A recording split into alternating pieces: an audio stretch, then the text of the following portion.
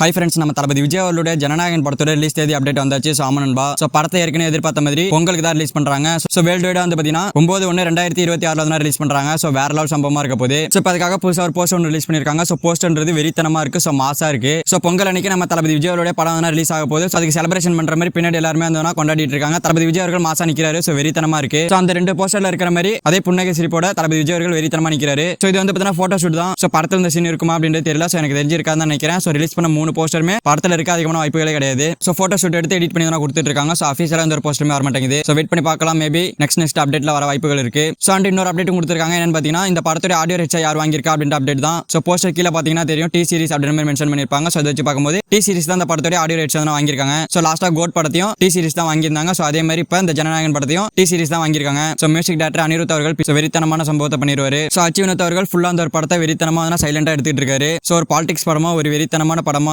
தளபதி fans எல்லாம் treat வைக்கிற மாதிரி தளபதி பொங்கலா 2026 இருக்க போது. செகண்ட் நம்ம தளபதி விஜய் அவர்களுடைய ஜனநாயகன் படத்தை நெக்ஸ்ட் இயர் பொங்கலுக்கு ரிலீஸ் பண்ண போறாங்க அப்படின்ற ஆஃபிஷியல் அப்டேட் கொடுத்துட்டாங்க. சோ இதை பத்தி உங்களோட ஒப்பீனியனை கமெண்ட் பாக்ஸ்ல கமெண்ட் பண்ணுங்க. சோ இந்த வீடியோ பிடிச்சிருந்தா லைக் பண்ணுங்க, ஷேர் பண்ணுங்க. இந்த மாதிரி தமிழ் சினிமா இருக்க மூவிஸ் அப்டேட்ஸ் தெரிஞ்சுக்க நம்ம சேனல் சப்ஸ்கிரைப் பண்ணி சப்போர்ட் பண்ணுங்க. ஓகே, தேங்க்யூ ஃபார் வாட்சிங். அடுத்த வீடியோல பார்க்கலாம். தேங்க்யூ.